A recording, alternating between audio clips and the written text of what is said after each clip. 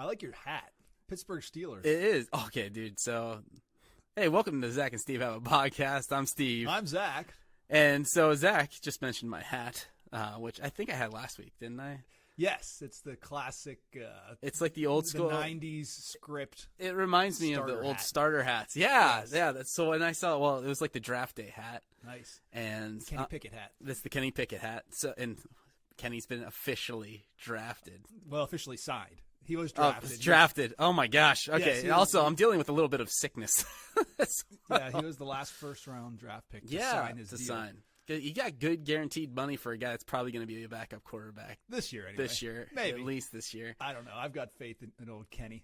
I want to see, dude. Listen, I'm all for Kenny Pickett. I was like, we were down at Sarah and I went to a conference this weekend. Okay. Down in Cranberry. I'm not going to use any exact names or church titles or anything like that, but we went to a conference. What kind of conference was it? It was a youth ministry conference, but this youth ministry conference also had a leadership conference attached to it. So like leaders would come with their students, but also have time to like network and gain some knowledge and perspective on youth ministry and how to do youth ministry and how to like just care for one another. Because like the cool thing is everybody's gone through the exact same season of life with COVID. And so we're all just trying to figure out what does life look like in ministry post COVID. Yeah. So it was a really nice conference. So anyway, so Sarah and I went down to Cranberry this weekend for the conference, and we had a really good time. But the hat thing. So I had this hat on the whole time. So you get a new hat. I always get new hats. Now you have a collection of hats like none I've ever seen before. You enjoy a hat. Yes, you I enjoy going to Lids, good hat. picking out a hat. I have a problem going into Lids and picking out hats. So when you get a new one, then is it like? How long does the euphoria of the new hat last? Months. No, week. No. So typically it's at least a month. So my hat collection looks like this. I have 4 or 5 6-foot shelves on my wall. 24 feet of hats. 24 feet of hats, and some of them are doubled up. Yes. Because I don't have enough room to display all my hats. So what you see is the ones that I want you to see, essentially. So I collect hats everywhere I go. If I go to a new city, I'm usually going to get a baseball cap of that team, whether I like the team or not. Usually it's because I went there on a conference or a mission trip or whatever. But obviously there's one row that is just all Steelers hats. Nice. It's all Steelers hats. That's my preferred Pittsburgh sports hat. Nice. Because that's really the only team that I truly follow. Gotcha. I'm not a Pirates guy necessarily. Yeah. I'm a Yankees fan. That's a story for another day. I've gotten judged for that for years, but yes, you should.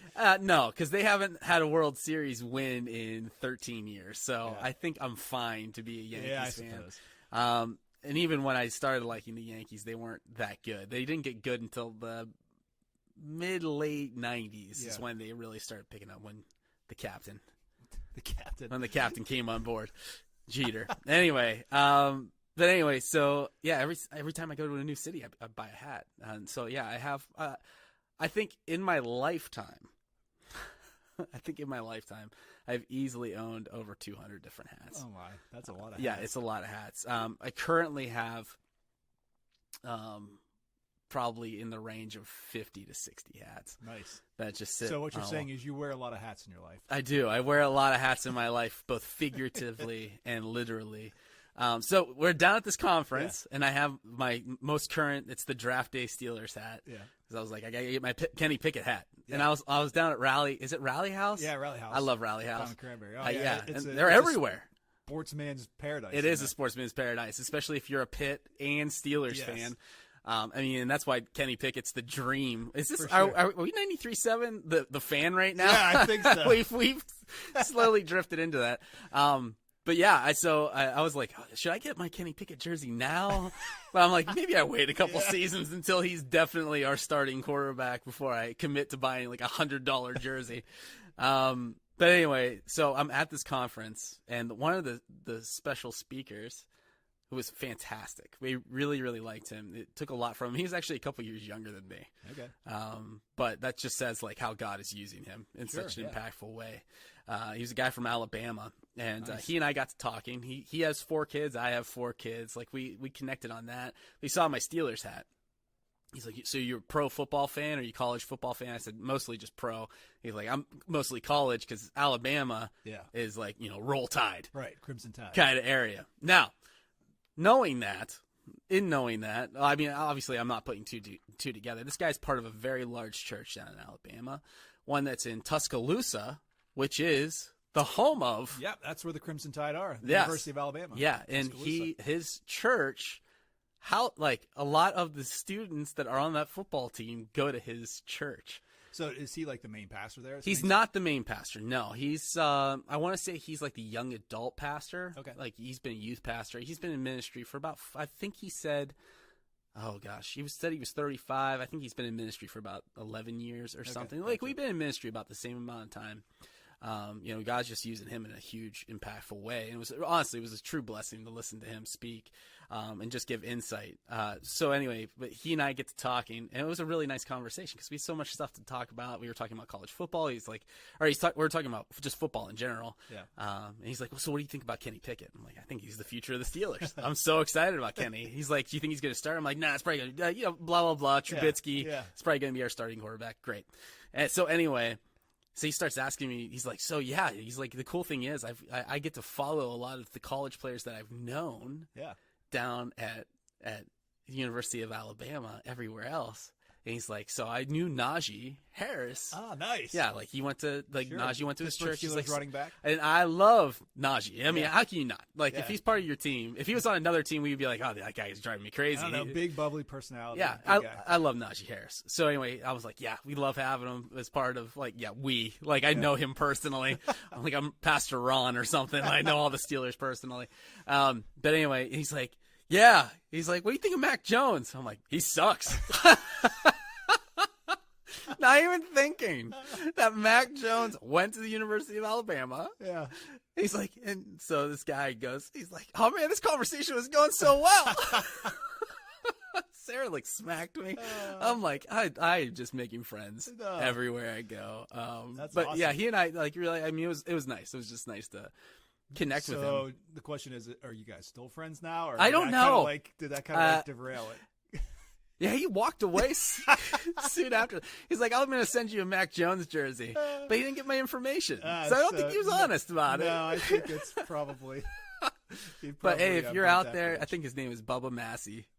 That was his name.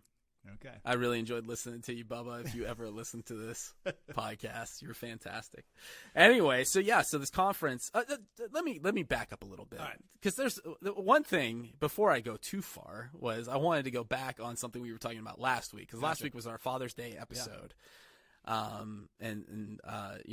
Everybody that I've talked to, which is all of our listeners, which is Sarah and Laura, our wives. I don't know. We had 4 last week. Yeah, we had a lot. We had like 10. Yeah, we had several more listeners this week. And honestly, it is it is picking up a little bit, which is cool. This is not for us to be. No.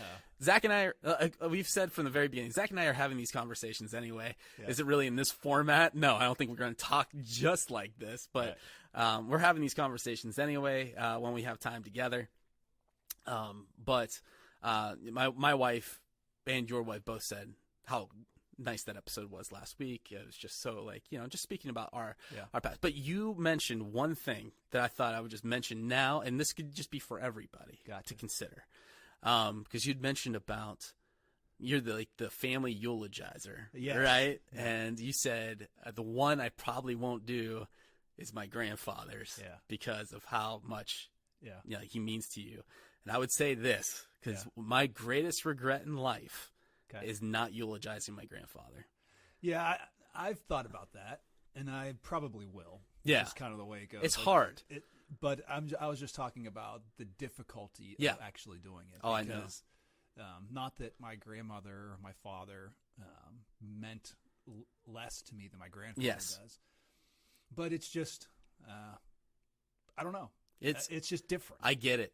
And Zach, I totally get it, because I was in that place almost 13 years ago when my grandfather passed away, and he had I think the connection is you and I have such a deep connection with God, and a lot of that has come from seeing our grandfathers live out their faith in front of us.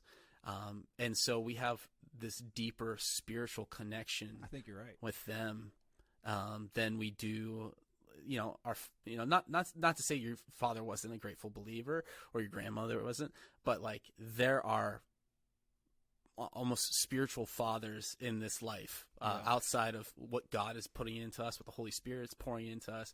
Our grandfathers both had that huge impact. Yeah. And that is the one thing I always look back on. I'm like, man, I let my cousin Randy speak. Cousin Randy. I love you, Randy, if you ever listen to this. Big Randy. But, yeah, Big Randy. I don't know. Is Randy a tall guy? Yeah, actually, he gets confused with Ben Roethlisberger a lot. Really? Yeah, because he's Big Randy. He's a big Randy, yeah. He's a real tall dude, similar facial features. I think like 40 years older. No, I'm just kidding. Not Randy. Randy's never gonna listen to this. That'd be hilarious if I get a text from Randy later, like I did listen to that. So anyway, yeah, I that's the one thing I look back on, because when my cousin passed away, who was like a big sister, like I was bound and determined to do that eulogy. And not just eulogy, I did the message. At that point, I was already a pastor.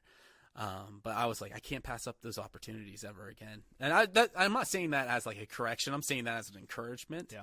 And an encouragement to anybody out there. If you lose somebody that you love, I think sometimes part of that grieving process is sharing what that person meant to you. Yeah. Because it allows you to, speak that. And even counselors have people do that. I've heard of counselors, not even my counselor. I've heard this from other counselors where they have like the person go to the gravesite. I'm not a gravesite kind of person, because I'm like, they're not there. They're in eternity. But they like have them go to the gravesite and like write a letter to that person, just addressing them, because it allows them to grieve and say things that they didn't necessarily get to say. So even if it's like a few words or whatever, having that opportunity, I think is really special. And like, if I can go back 13 years and you would do it. Oh, in a heartbeat. And it wasn't even that I didn't want to do it. I did, but I was afraid that I would lose it. And then my whole family, and I'm not going to blame them, they were just looking out for me. They even said, like, Steve, we don't think you're going to get through it if you get up there. And I was much younger then. I'm 37. I was 24 when I lost them. And yeah, it probably would have been much harder, but it's my greatest regret. Wow. And I feel like I have one of my greatest regrets. Yeah. I mean, I wish I would have taken that opportunity to eulogize him. But anyway, I'm sorry for that. That I don't know if that has anything to do with the rest of what we were talking about. No, I just thought it'd be nice to. But I appreciate that. Yeah, I love my grandfather. Yeah, he's awesome. Yeah, it's just, I guess when I was saying that, it was more just trying to describe the level of impact he's had on my life. Yes, absolutely. Not that eulogizing my grandmother or my father was easy, but it was something that I knew was going to be healing. And I had people come up to me and say, how did you get through that? I couldn't do that. I do have a bit of a, I don't know, empathy problem, like a bit of a, I don't know, detaching myself from feelings kind of problem. And so I can compartmentalize this stuff pretty well. My wife's always like, how are you smiling through this? And I'm like, I don't know. It's just smiling instead of crying right now, right? I suppose, yeah. So I'm sure I could, but yeah, I think when I was talking about both, doing both eulogies, there was a time when I choked up a little bit. Sure. But my grandfather was such a rock, or is such a rock. Yeah. And especially when I was talking, actually, this is funny. Whenever I was eulogizing my grandmother, there was a portion of it when I switched from talking about my grandmother to talking about my grandfather, and that's when I choked up. Mm-hmm. Behind a great woman was this great man. You know, and how he loved her, and she could be a very difficult woman. I think we might have that in common. Oh, we absolutely absolutely have that in common. Yeah, and she had this thing, and where every little ailment, kind of like bothered her, and my oh my wife goodness, always gets, are we sure we didn't have the same grandmother? Yeah, and my wife and my mother always make fun of me that I'm like my grandmother. That everyone bothers me. That makes me so mad.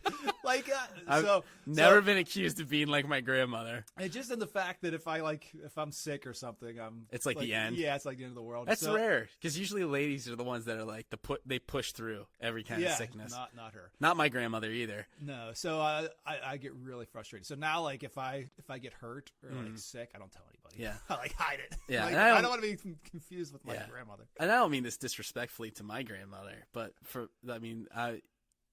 the 37 years that I knew her, she was always sick. Yeah, that's the same with but my she was grandmother. always getting around, and she was always tearing people down. So like she was pretty okay most of the time. Like, she was probably healthier than most. I mean, she lived to be almost 90 years. It was going to be her 90th birthday. Yeah. This August. She got diagnosed with what was it, like a terminal illness in the fall, and so we knew it was coming. We just didn't know when it was going to come. But it was, when she passed, I hate to say this, but it speaks largely to the legacies that you leave, and to start thinking about the person that you are now. Like, how are you loving people? Are you leading? This is one of the things we talked about at the conference, and I kind of just as a segue even into, if you don't mind, if we talk a little bit about this conference, because honestly, I want to talk about a lot of things ish, but all on topic. So, but yeah, leaving the legacy that's going to matter to other people. Like, are you loving people the way that Christ loved people? Yeah. And I have to ask that question to myself every day, because I know I'm not doing a good job of it. I do a decent job. I think we all do an okay job, but sometimes it's the people that we're closest to that get neglected the most. Yeah. I've noticed with myself, like the people that I choose to love are the people that I might not even see again, but I'm going to care for them. But when it comes to my wife and my kids and other people that are like very near and dear to me, that mean the world to me, sometimes those are the people that I can end up being the harshest with. And they're the ones that are going to remember me, so-and-so that I see at a gas station or whatever and do something kind for. You're showing Christ to that person. Yeah, yes. And I'm not saying there's not benefits to it. And I think that's more maybe even like evangelistic than, at loving your neighbor. Yeah. And not a sense of your neighbor that you know, but your neighbor that you don't know. Sure. And being a light. Yeah.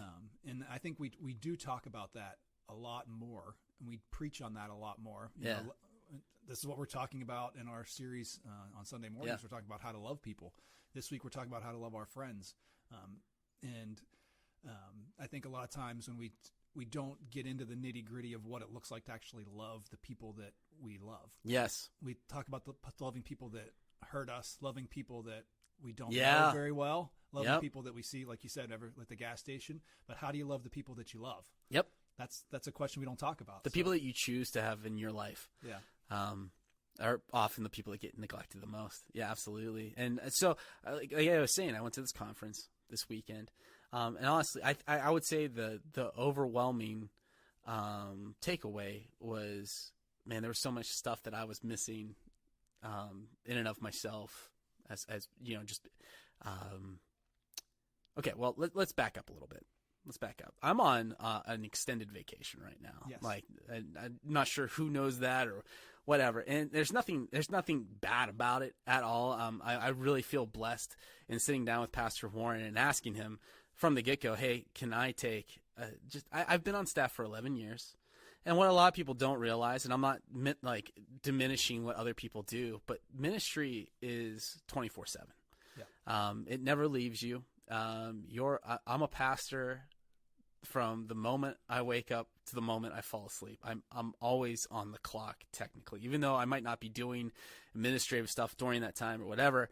Like, if somebody calls me, if somebody texts me, if somebody's going through something, I'm there. It doesn't matter what day. There's no true day off. That's even an argument that I've had to have with people before. Like, the idea of you have to take time off. But it's important to have like Sabbaths and stuff like that. But at the same time, when people need you, they need you. Jesus didn't say, it's sad, it's Saturday. I'm resting today. No, he did what was necessary to do on the Sabbath. He still said it was important to rest, but if there was need, take care of the need. And so, I mean, and I'm not presenting myself as this perfect, example, but that's really what it is. And after a while, it could really start to take. It was interesting. The pastor that spoke yesterday at this conference for just the leaders was speaking about this. Like he was talking about the ceiling that you will hit if you're not taking care of yourself.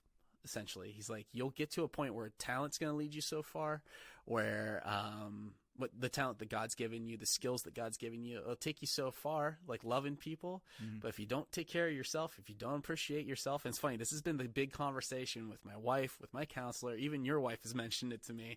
Are we taking care of ourselves, appreciating ourselves enough so that we don't burn out and become cynical and fall away? And I've noticed that with myself. I'm like, I'm not loving the way that I should be.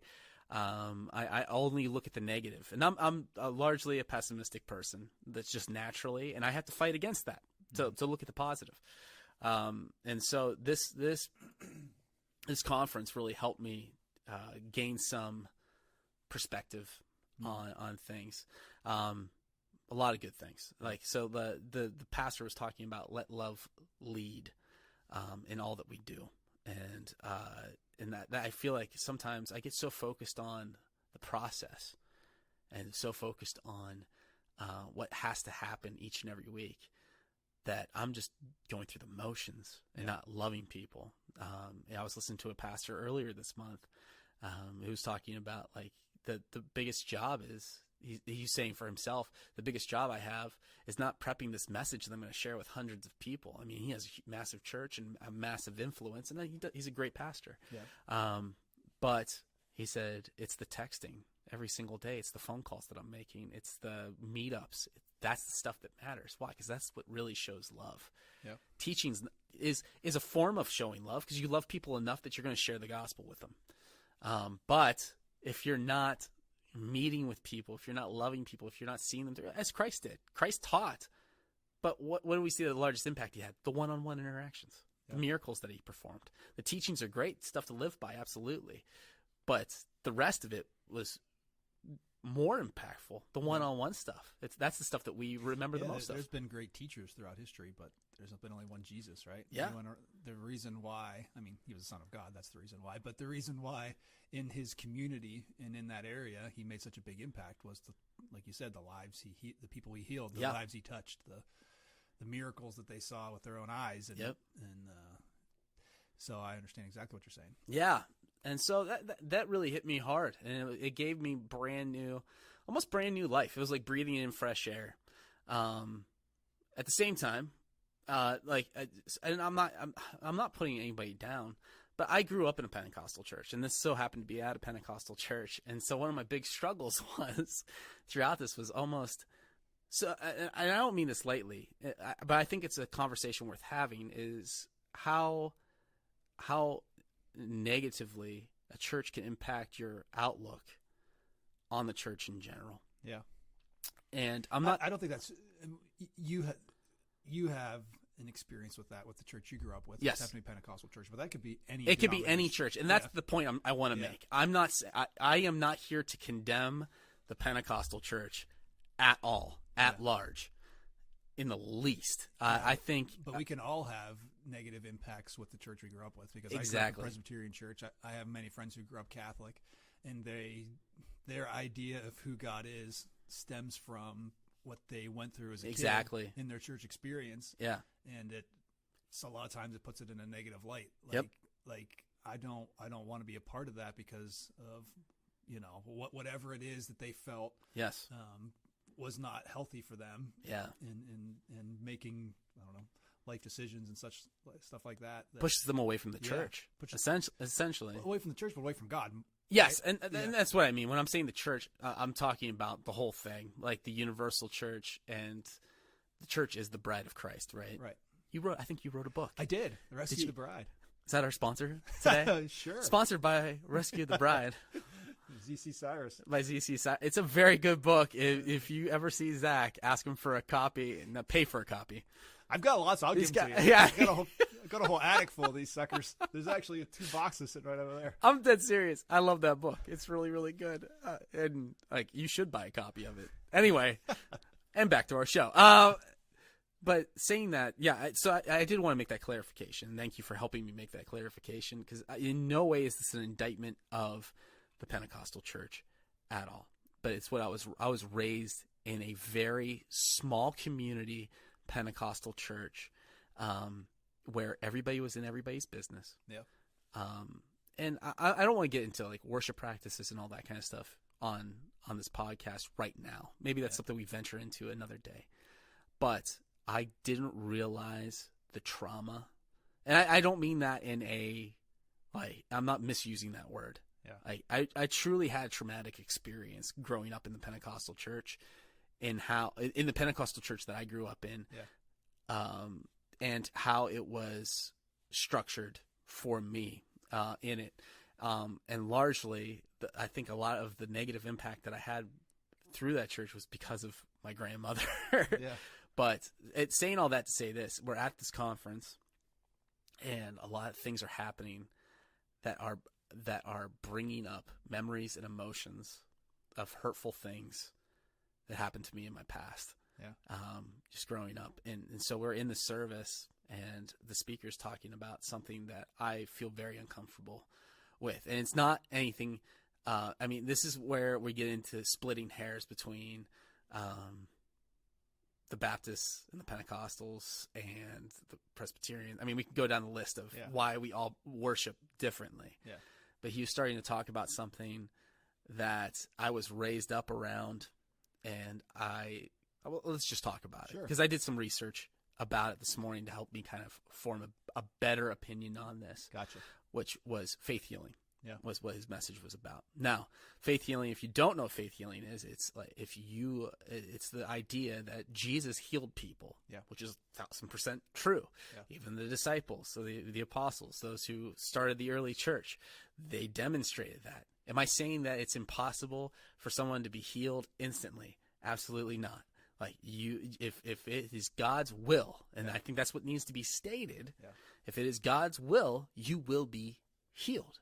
Now, during this message, that was, now, to be honest, and it was a very immature act, but I was starting to have such a negative, because it reminded me of what I grew up around and seeing people not have this happen to them, even though they believed enough. And sometimes that's the idea. If you believe, God will grant it to you because you're trusting in the power. Like, because the idea was the woman that bled for 12 years, touched the hem of Jesus' robe. He felt power go out from him. Is this Matthew or Mark 5?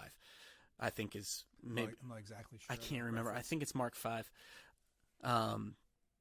But talking about Jesus felt it leave his body, the power leave his body, and she was healed because she believed in Jesus. Not because she touched the robe, it's because she believed she could be healed. Right. And so that was the idea that was being presented. Now, I'm not saying that Jesus won't grant you that God won't grant you healing.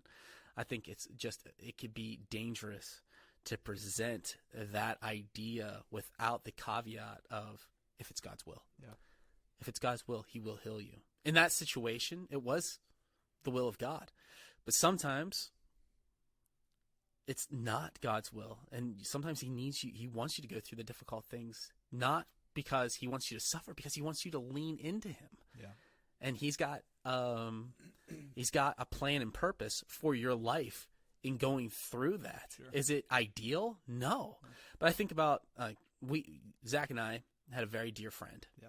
Jason. I was going to bring Jason up. Yeah, I mean, because to me, he's the clearest example of why God sometimes chooses not to heal people, and it's heartbreaking. In no way am I saying this is the greatest thing ever happened, because he left 2 sons behind. Yeah. In all of this, and the question is God, what? But it's we just gotta trust that God's plan is greater than our own plans and our own understanding. And Jason did trust that. Yeah. Now, a little bit about Jason. Jason was like our big brother. Like, we absolutely adored this guy because he cared so greatly about us. And the entire time I knew Jason, and maybe even the entire time you knew Jason, because did you know Jason longer than I did? Oh, I don't know. Do we get period wise, but I mean, he was for always a long time. He was a fixture in our church. Yeah. Pretty much. And he wasn't that much older than us. No, he wasn't. I think he was like maybe 6 years older than us. I never knew him healthy.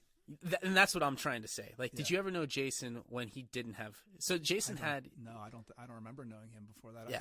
I don't know what his story was before he got cancer. I don't know if it was the cancer brought him closer to God, and that's. Yeah. Because what I remember first about Jason was just seeing him at church on Sunday mornings, not in the teen ministry, but just in regular church. He was just always there. He was always there. He was always up front, always worshiping, hands up in the air. Yeah, and just he would take the offering, and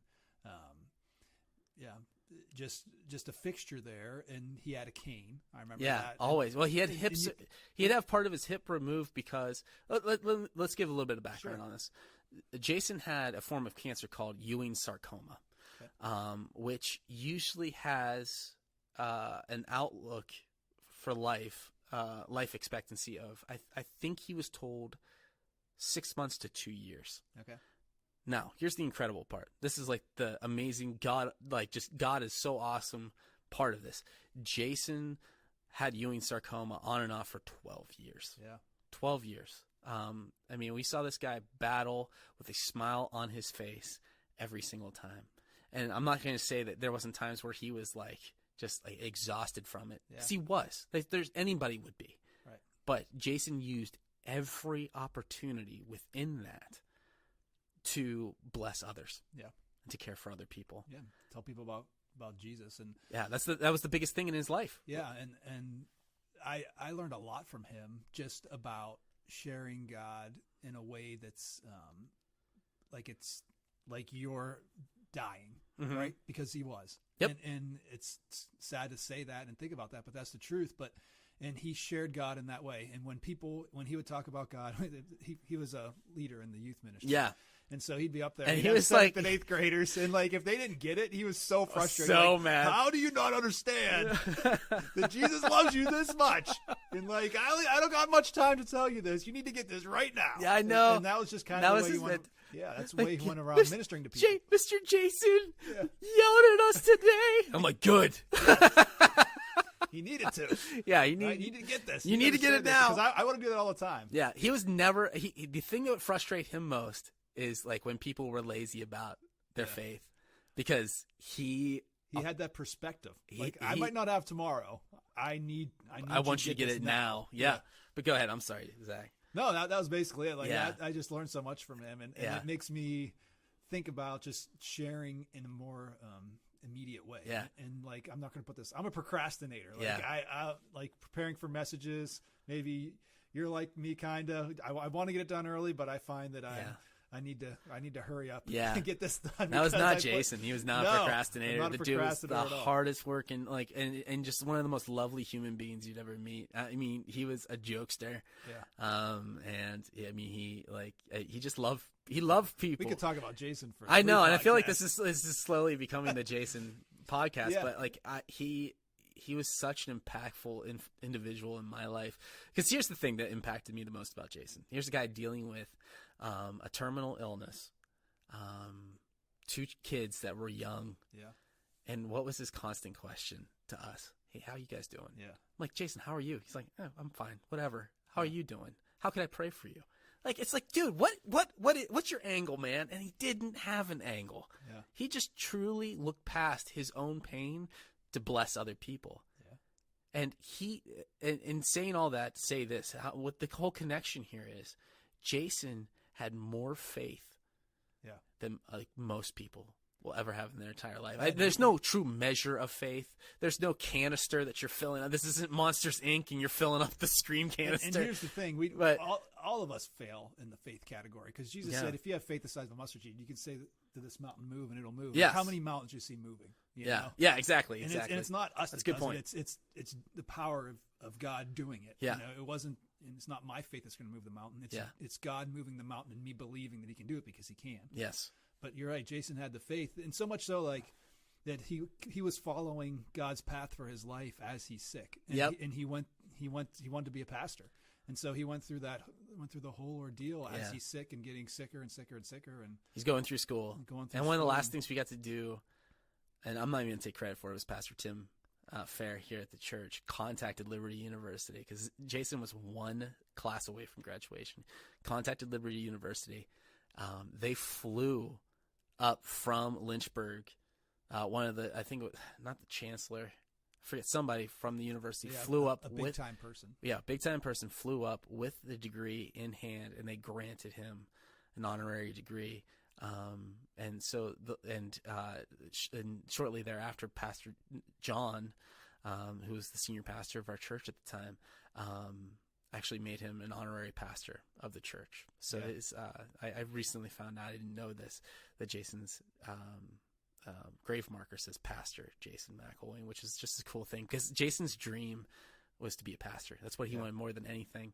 And he said, he would say to me all the time, he's like, I can't wait to be a pastor. Like, I want to be on staff. I'm like, Jason, you've done more ministry work than most pastors will do in their entire lifetime. The amount of people that you've shared Jesus with. Yeah. He's like, yeah, I know, but it's like this thing that he wanted to do more than anything. But I'm like, he achieved it. And so I'm saying all that because the idea that was presented that we have to be cautious about is sometimes it's not God's will for you to be healed in this life. Sometimes it's God's will for you to be healed in the next, when he brings you into eternity. And that's what, like, you and I have the joy of knowing that one of our best friends, our brothers, we're going to get to just worship God with him forever in eternity. Would I have loved to have spent way more time with him? 100%. Sure. 100%. Would love to have more adventures. Go to more go. He went with us to Chicago. Yeah. Poor dude. We drug all over the place in Chicago, but we would just have such a good time going to baseball games, football games. Well, his son's still his oldest son just graduated from high school. And he came up to me. He's like, "Hey, you want to go to another football game sometime?" I'm like, "I'd love to." He's like, awesome. "You're gonna steal our blanket again?" I'm like, that's a great story. Yeah, so I'm gonna tell the story go ahead. I guess just because this is one of my favorite stories. So we go to the Steelers game. It's a Sunday night or something. It's freezing cold. I can remember after the game was the next day, I listened to the sports radio, and that's kind of like what this podcast has turned into, a sports podcast today. Sports with Jesus. Yeah. So I listened to the radio the next day, and they were interviewing Big Ben Roethlisberger, and he was talking about how cold it was at that game. He said this is the coldest game he's ever been at. It wasn't below zero. I think it was in the teens or something. It was the wind chill. But the wind was blowing so hard, and we were sitting up at the top of the stadium, and it must have been blowing 50 miles an hour. Heinz Field is known for being windy. Yes. Yeah, because it's a wind tunnel essentially. It was so cold at this game that they were giving away free hot chocolate if you went into the to try to get out of the window. Yeah. People are huddled together. It's it almost became this thing where we were all in this together. Yes. It wasn't even about the football game anymore. It was like, can we survive the night? Yeah. And will the Steelers win? The Steelers did win. I think. Who were they playing? The Jets or something? I think the Bengals. Bengals. Yeah, they always beat the Bengals. Not anymore. Back then. Yeah. It was Andy Dalton. So normal people, and Steve is a lot of things, but normal is not.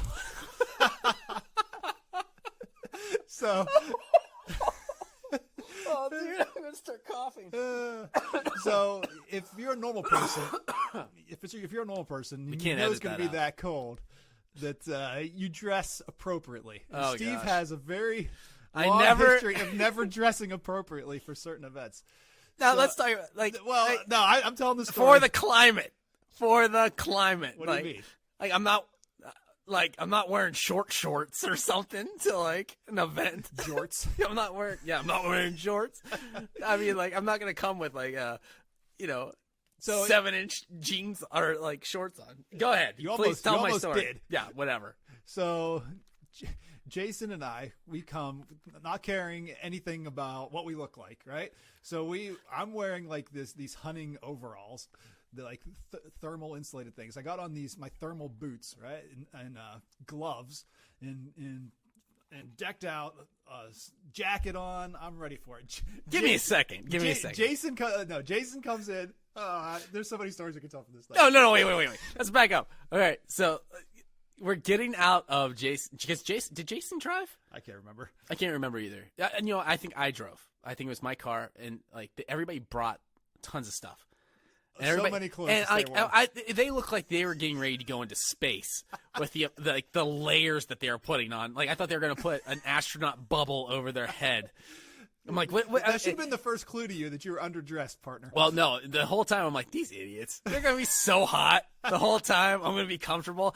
Meanwhile, it's 20 degrees outside. I have a spring jacket on, a pair of jeans and no gloves, no hat, nothing. Yeah. Go ahead, Zach.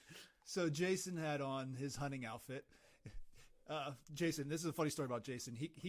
He was sick, but he would use that sickness a lot of times to get things for his advantage. Absolutely. And absolutely. We loved it. It was so funny. He's the best. So he had this book bag that you weren't allowed to bring into the stadium. But he thought, you know what? I've got this cane. I kind of walk a little bit with a limp. So he put it underneath his hunting jacket, put the book bag underneath it, and kind of walked like he had a hump. To get through security. Yeah, like that was the whole thing. It was like, oh, look at this poor guy. They're like, come on in. Yeah. And Jason's like, yeah. Oh, I love that guy. He was the best. So we get in there. We're in the stadium. 2 minutes into it, Steve is already starting to his teeth are chattering. I'm like, you guys think we can go? It's my first game at Heinz Field. So, like I said, we had, like Steve said, we had all of this gear to keep us warm. So Jason had brought blankets for his kids to keep them warm because you're sitting there and adults, we can kind of keep warm, but kids, they get cold super quick. So he brought these blankets for his kids. And there's a dude like 2 rows ahead of us that had no shirt on. Yeah, well, there's other reasons for that. Go ahead. So we're sitting there, and Steve keeps looking over at the 2 young boys at this blanket, and he is freezing cold. Now, if you ever seen Dumb and Dumber, I had 2 pairs of gloves on. Yeah, like. You were ridiculous. I was like, Steve, do you want a pair of my gloves? Because my hands are starting It was literally that situation. I'm like, yes, please give me your gloves. So I give him a pair of gloves. I'm a fool. And pretty soon, Jason's kids start to feel sorry for Steve. So they give him his blanket. Yes! So these kids there are now shivering, and Steve's got their blanket on. Oh, it's like, yeah, the kids were like 7 and 9 at the time. Yeah. I'm a terrible person. Yeah. And these boys still love being around me. That's amazing. It's amazing. I think that's the biggest takeaway from the story. Yeah. People still want to be around Steve. They still. I don't know what I've done to deserve the friends that I have, because I really have not done a lot to do it. Yeah. But that's just kind of the relationship we had with Jason and what life was like with him, man. It was fun to go through it, and he handled just being his sickness so well. Yeah. And I think and I mean, what we saw anyway, I'm sure it's different when you're at home battling it every single day, all day. I'm sure his mom, like, who was his big time character, she's the sweetest person. Yeah. We know that she was in that battle every single day with him. Yeah, but your point, the original point, is a great one. Like this idea of faith healing, and if you have enough faith, you're going to be healed. And like you said, the person that we know that had faith greater than we've ever seen, right? Yeah, wasn't healed. Yeah, and back to the point of a lot of hurt comes from that. And when you see people that are being healed and you're not, it makes you think, well, what's my relationship with God like? Yep. Why is this person being healed and I'm not? Is it enough? Do I have enough? Yeah, and then the bitterness creeps in, and, sure. And back to the original idea of where we were going here, like church experience can turn us away from God. Yeah. The exact opposite. And a lot of people are in that boat. Like they don't want anything to do with God because of what they experience around other Christians, around their church. Unfortunately, yeah. And that's a scary thing to think about, and why you need to, when you're ministering to people, always come back to God's love for them, not church rules, not make sure you're following this list of stuff, and if you don't do this, you're not a good Christian or whatever. No, it's about God's love for His people, and His love, and when your relationship with God is built around that, and you experience that, then you're not going to be turned away when stuff in this life doesn't turn out like you want it to. Yeah, and that's the thing you always have to keep in mind is it's not what we desire for this life, it's what God desires. he in all of it, it's never to teach it. I mean, he could teach us lessons in trusting him, but it's never to punish us. And I think that's a clear distinction we have to make. When things aren't going your way, it's not because God doesn't love you. It's because God wants you to realize that you not just need him, but he's going to show you how you're going to become stronger by going through it. I've faced, losing Jason was really hard. I'm not even going to pretend it was as impactful on me as it was his family and stuff. But I've faced other things that were just as heartbreaking, heart-wrenching. It's like, well, God, why? I talked about my cousin a little bit earlier, and that was one of the things that I feel like that's one of those make or break kind of things. And just a little bit of background on my cousin, who I said was like a big sister to me. She was killed by her husband. They were going through a really rough season. She decided that she was going to end the marriage, and he was sick. He was mentally ill, and he decided that he was going to take her life and his own life. And I didn't know pain until you lose somebody suddenly and tragically like that. Not taking away from anybody's loss. Every loss is painful. But when it's taken so suddenly with a person so healthy, it's shocking to the core, because it's like, why? Like, God, why would you allow this to happen? And sometimes we just don't understand at the time. But what I've seen of my family, even at that time, was we rallied around each other, loved each other, and cared for each other because of the peace of the Holy Spirit in that time. God does not leave us alone in these trials that the world brings to us. The world's full of sin. It's full of brokenness. That's why there's sickness. God sometimes chooses to heal us in this world. Sometimes he allows tragedy to not happen. But at the same time, sometimes tragedy happens, and God desires for us to lean into him and trust him through it, so we could be strengthened, and we could strengthen others because of it, lead other people to him, and knowing that, so this world is not great, but eternity is amazing with him, like where we'll have no suffering, no hurts, nothing but joy and love of the Father. So I mean, it's hard. It's hard because sometimes it's like, well, why can't I just have it now? Well, that's not, I mean, biblically, there's nothing biblically that would ever support that model. It's in this world, you'll have trials of various kinds, but take heart. I've overcome the world. Right? Yeah, I've overcome the world. And that's what we know. Yeah. And I mean, your example is more evil than anything. You know? I mean, tragedy stemming straight from evil. Yep. And a lot of times people are like, well, why doesn't God just get rid of all the evil in the world? Mm-hmm. I mean, that's a big topic we could spend months talking about. Yeah, absolutely. But I think what has really helped me to understand that is I watched we watch these videos sometimes called the Bible Project. Yep. They do a good job of breaking down big topics like this, as well as just going through books of the Bible and talking about what's going on there. But they talked about this idea of sin, and just why doesn't God just rid the world of sin? But the problem is we have sin inside of us, right? We all make mistakes. It's inherent. It's right. We've all done something that's apart from. We've fallen short of the mark, and that's what sin is. This idea that we fall short of what we're supposed to do. And if God would get rid of sin, he'd have to get rid of us, right? And that's what's so great about what Jesus did, was he came to us and freed us from that sin to allow us to have then that eternal relationship with God. And so, we see this heartbreak and all this stuff going on around us, and we just want God to intercede in all aspects of it and take away all the hurt and all of the stuff that we don't want to have happen to us and that hurts, right? Yeah. But he is going to do that. Yep. And he promises that to us.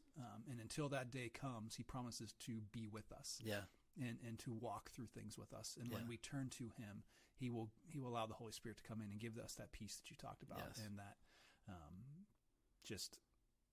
I guess peace is the greatest word to describe it, because with God, we have this completion and a wholeness that comes from just having him in the right place in our life. Absolutely. Yeah. There's no better way to really wrap that up. Yeah, I guess if I'm going to leave you guys with any kind of thought, would be the idea of, in dealing with hurts, like mankind is going to hurt us because that's man. Man is sinful. Man has brokenness. God is unchanging, unmoving, unshakable, and he'll always love you through everything. And that's why we need to have a reliance on him and not a reliance on man, even though the world's always going to say you don't need God. And sometimes just need stuff. And sometimes man means church. Yeah. Man is a very generalized term. We're talking about mankind, and that is in the church and out of the church. Right. People are still sinful within the church. They're still broken within the church. Nobody's perfect. And if you're relying on a church person instead of God, then you're going to be hurt. Brings us back full circle to what we started off with here, with my experience growing up in the church that I grew up in. There was so much hurt and pain caused by people's actions and reactions to things. This almost expectation for everyone to be perfect. And there's a lot of judgmental people in the church that I grew up in, a lot of pushing certain ideas that weren't biblical in the church that I grew up in. And so it pushed me away. Yeah. Instead of me leaning into God, I'm like, I don't want anything to do with it. And that happens a lot. And it does happen a lot. And that's what my encouragement would be to anybody that's listening to this, whenever you end up listening to this, years down the road from whenever we recorded this, whatever, is do not blame God for the brokenness of mankind. Yeah. And I'm sure there's people that we've hurt. Yeah. I'm sure there are. Yeah, for sure. Absolutely. And I feel bad about that. Either intentionally or unintentionally.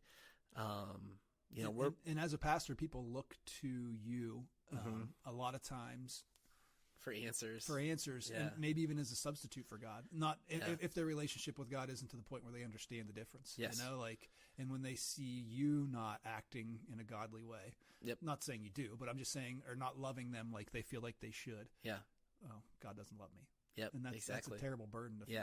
And it's difficult, and that's why the calling of a pastor is nothing to take lightly, and why I almost try to talk people out of it. Not in like a sense that you don't want to do this. Like, you sure you want to do this? Because there's so much weight. There's a true gravity to being called to this, and I'm not trying to elevate myself.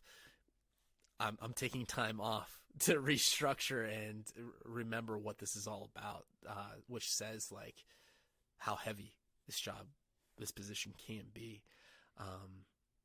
But no matter what hurts you face, remember, like, it's usually when we're feeling down, it's because we need to be lifted up, and there's nothing in this world that's going to lift us up.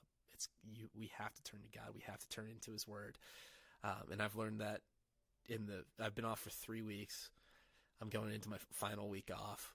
And I finally have a better perspective on what I was doing wrong and what I have to do to make things right.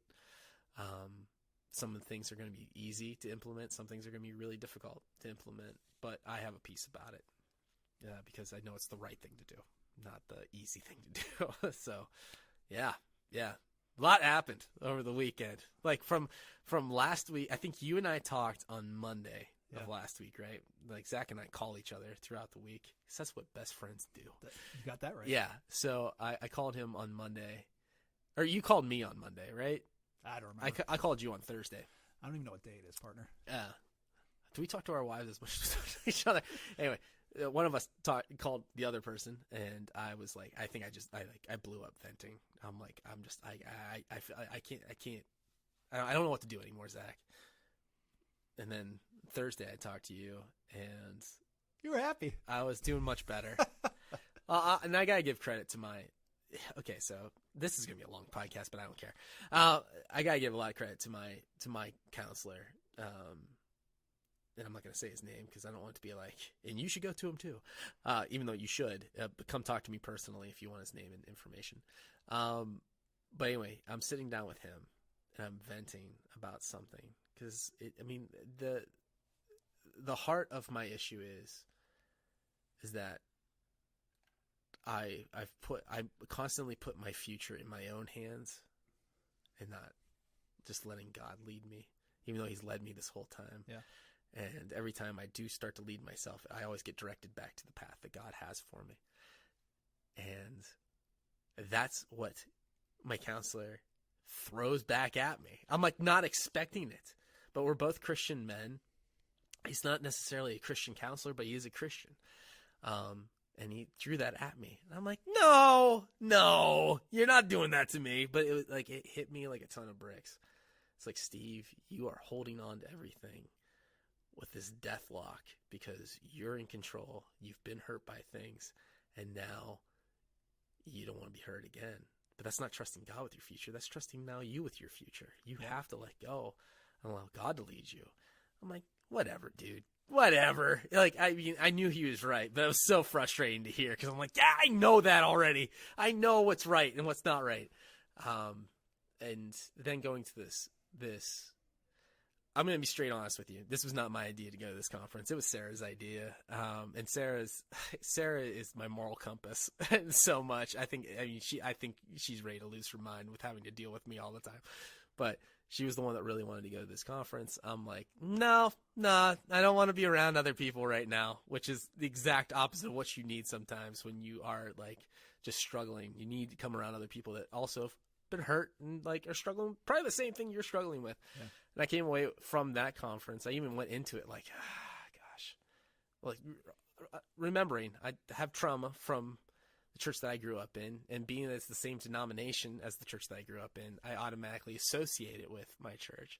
And needless to say, we get into it, and these are like, and the people that I'm surrounded by are the most lovely, caring, welcoming people I've ever dealt with in going to a church. I've gone to a lot of churches, just trying out different churches when I'm off. I go to this church, and every single person had a smile on their face and really cared about talking to you. That's every great. Person, from the pastors to the people that put this thing together that had like a million, irons in the fire, to the people that were just standing at the door welcoming. Every single person took the time to learn your name and to show love to you. And it was irritating at first because I wanted to just be right. And it wasn't the case. It was the best. And I got to know a lot of other guys that are doing ministry that have been hurt by, just a variety of things. And it was really such a great experience. And I would say from Wednesday to right now, Saturday, so what was that, 5 days, has had the greatest impact on my time off in trying to like reconnect with God than the previous 2.5 weeks. That's not to say that people haven't poured into me in that time. I wasn't ready to receive it. Yeah. And the Holy Spirit really showered it on in the past few days. So it's been good, man. I'm feeling really confident about getting back into the rhythm of things. Not that I was ever thinking about not coming back. I didn't want it to come across that way. But it was like, really, what's going to change? What's going to change? I mean, I think we've gone through like 1,000 topics today. But I was like, what's really going to change? And he showed me, and I'm like, oh, okay, cool. Yeah. But it's been a journey, man. It's been a real journey, but like, it's like glory to God that he's like in it with us. Absolutely. Every step of the way. And he's going to show you like sometimes the people you doubt the most are going to be the ones that are going to be the difference makers. And that was really frustrating. That's how God works. It's how God works. Like we can get into that discussion for forever. Like every single person. We should just do a podcast all day today, and then we'll split it up. We should. We should just make this into a live stream. We should. But we're at the 1 hour mark at this point, so we should probably wrap up. I think that's a great idea. A little bit, but yeah, we could always continue on. If you guys ever have ideas of things that you would like for us to discuss, Zach and I just like having conversations with each other. Yeah. Today's Saturday. We typically record on Fridays, but we're having conversations. So thank you for joining our weekly bonding time. Really, you're part of the crew now. Yeah. We don't have a name for our crew. It's the Zach and Steve Have a Podcast. Yeah. If you have a name that you would like for our crew, not for the podcast, just for this gathering? Like the Stevettes or something. Why would it be just me? I don't know. Are you a Zachy or are you a Stevie? Yeah. We should have T-shirts with our names put on the back. Yours says Zachy, mine says Stevie. In honor of your grandfather. All right. Well, I'm Steve. I'm Zach. And this is the Zach and Steve Have a Podcast. Have a great week, and we'll see you next week. We did it at the same time.